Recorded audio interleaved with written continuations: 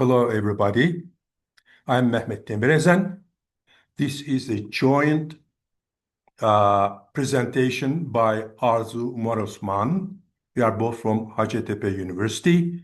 The title of the presentation is The Accent Preferences of ELT Research Assistants in Turkish Context. The issue here is in Turkish context.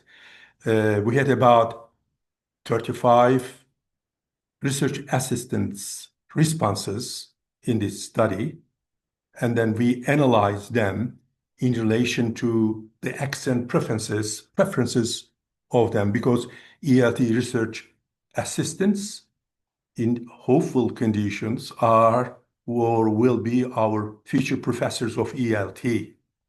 The research assistants joined us from four corners of Turkey. They were helping us, 35 of them as respondents, in purposeful, willing conditions. And we understand that the preference about the dialects and accents were a little bit confused.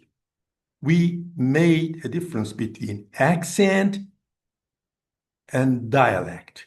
Our concern is the accent, which is mostly pronunciation related, whereas dialect is mostly inferred in the realm of regional cases.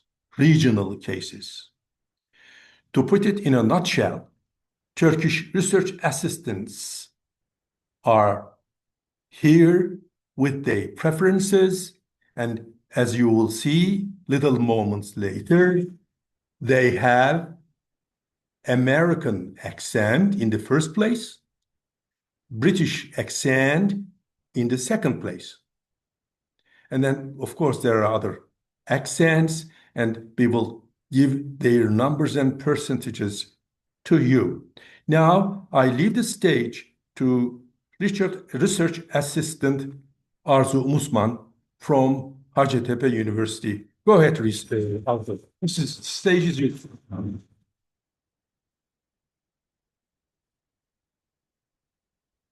Hello.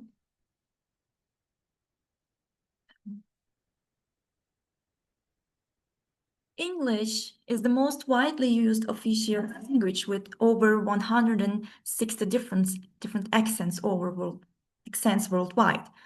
And as stated by Lyon and Crystal, an accent is about the variations in pronunciation, while dialects include differences in grammar, vocabulary, and pronunciation. And accents mainly reflect how someone sounds, and they can indicate where someone comes from regionally or socially. It's a way of pronouncing words that is specific to a speaker or a group. Different English accents exist across countries and regions worldwide, even within primarily English-speaking countries, as it is shown in this figure. There are also many foreign English accents in non-English speaking countries. Globally, we recognize 5 major native English accents: American, British, Canadian, Australian, and New Zealand English. Beyond these, there are many creoles and pidgins, each shaped by colonial history. We can see in this picture which English accents are dominant in the various colonial regions. Let's start with received pronunciation. In Britain, received pronunciation, or RP, often called the Queen's English or BBC English, has been viewed as the prestige accent and supported by the institutions like Oxford University, Cambridge University, and the BBC. Interestingly, only 300 to 500% of British people actually speak received pronunciation. It is a non-rhotic accent, which means that the final R is not pronounced unless it is followed by a vowel sound. There are more than 30 different British regional accents, such as Cockney, Scouse, and Scottish. So there is no single British accent, as it is shown in this map. But after the Second World War, American movies, TV shows, and mass media became popular worldwide, and General American English became widely accepted as a standard form. Unlike the received pronunciation, General American is erotic accent, meaning the R sound is clearly articulated, and it is widely used in education and media. We can see the varieties in American English accents in this map. And the next one, the Canadian accent, it blends British and English American influences, but it is mostly similar to General American, and it has developed its own unique characteristics. So, like General American English, Canadian accent is also perceived as clear and easy to understand. The Australian accent developed from British English through colonization, and it was influenced by immigrants and indigenous languages, making it distinct. But it is still related to British English, and it is, of course, a non-rhotic accent. Today, it is most similar to the New Zealand accent. The New Zealand or Kiwi accent is also close to British English, but has unique Maori influences. And it is one of the newest English varieties, which is only about 150 years old. And we have also colonial accents. Especially in Africa and Asia, English evolved through colonialism, countries like Nigeria, India, Kenya, etc. And they developed their own English accents. So these accents reflect both British influence and local phonological patterns.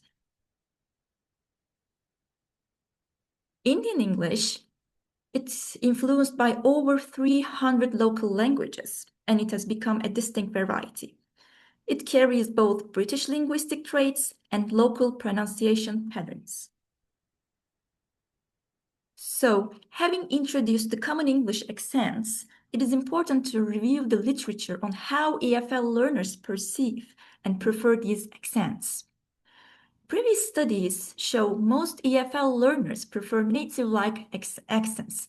Most of them preferred especially General American English and received pronunciation. Media exposure plays a big role in the preference of the American accent, while many of the learners preferred received pronunciation for its prestigious status. For example, some studies like WHO in 2004 show that 100% of Chinese learners saw British and American accents as the only correct accents. However, only few studies questioned native speaker norms. Cramsh said that non-native teachers and language learners may feel intimidated by native speaker norms. So that's the review. That's the literature review. Now, I would like to give the floor to Professor Dr. Mehmet Demirezan for the methodology and findings section. Thank you. All right, everybody.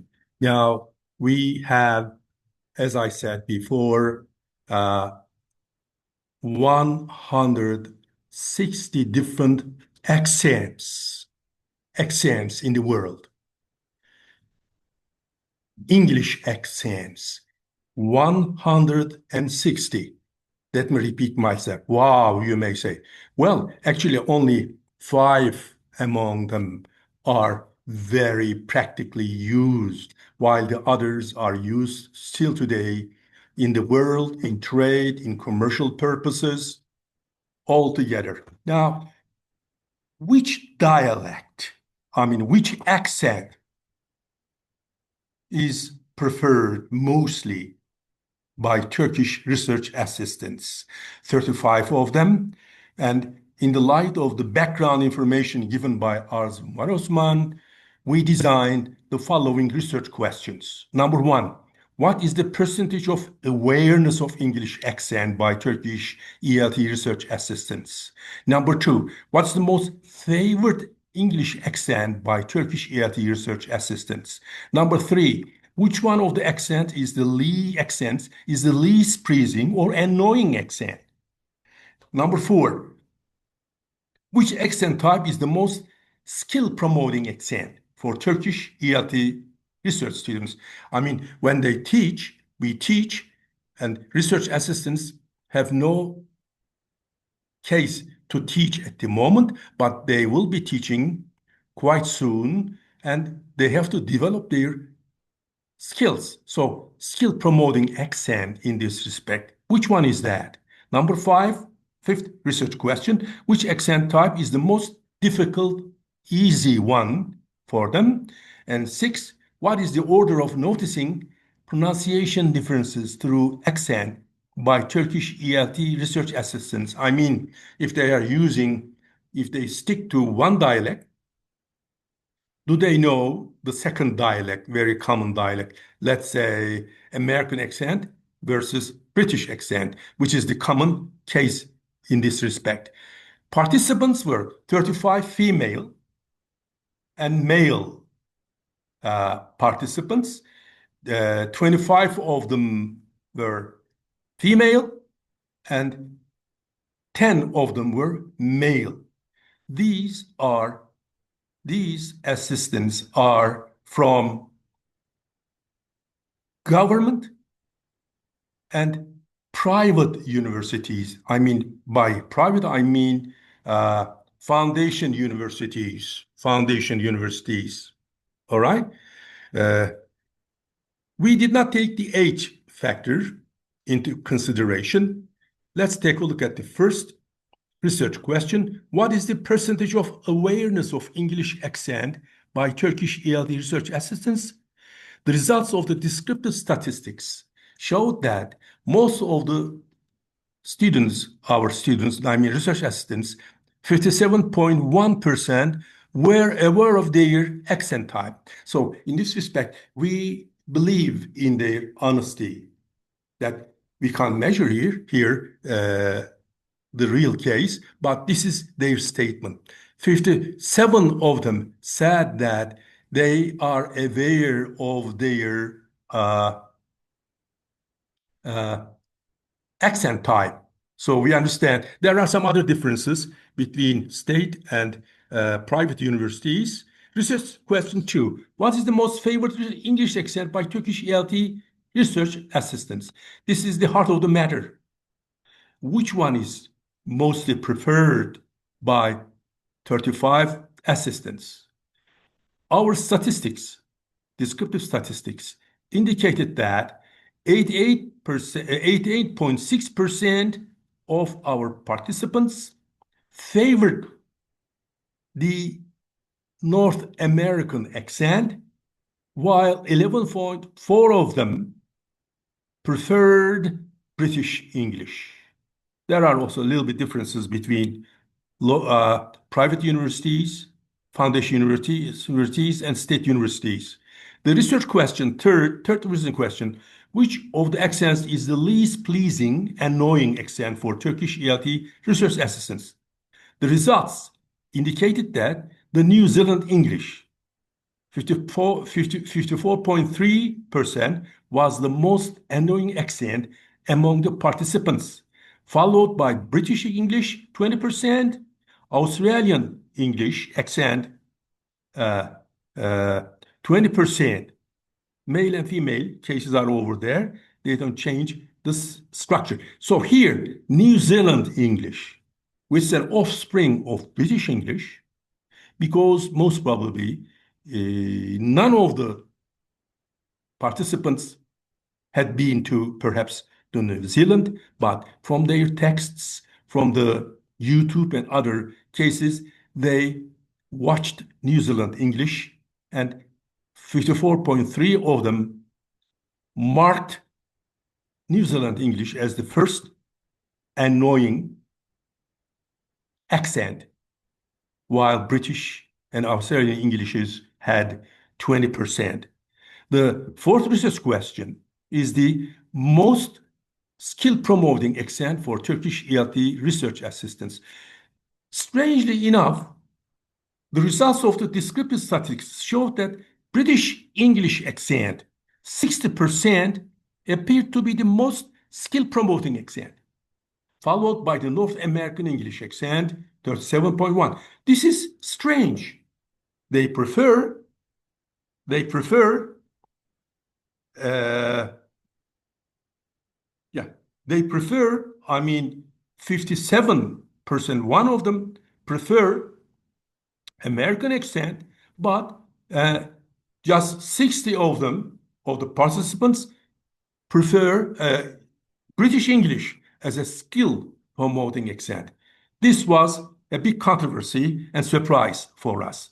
The fifth research question: which accent type is the most difficult, the easiest in pronunciation? British English accent, 45%, 3, appeared to be the most difficult accent in pronunciation, followed by the Australian English, 34%. This is again very interesting. British and Australian accents are close to each other because both of them are non-rhotic. The use of r sound at the end of the words, not used except some phrases. The participants indicated that for 54.3%, difficult one is the English one, while Australian English is difficult in 34.3%. In Australian English, the sounds, vowels, and idioms are very difficult, very changeable, and they sound a little bit strange to many of the speakers, non-native speakers. So that might be the reason. Of course, there are other reasons. And the last research question: what is the order of noticing pronunciation differences through accent by Turkish ELT research assistants? Noticing American and British accents received 33.9%. They were accepted. A similar pattern was observed across gender groups with 41% for females and 52% for males. This is very strange.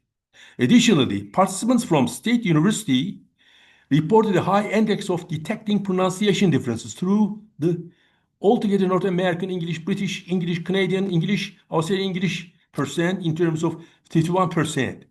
So we understand that the order of our finding is that number one is American, number two, British, number three, Australian, number four, New Zealand English in relation to Canadian English. Canadian English is in between the two.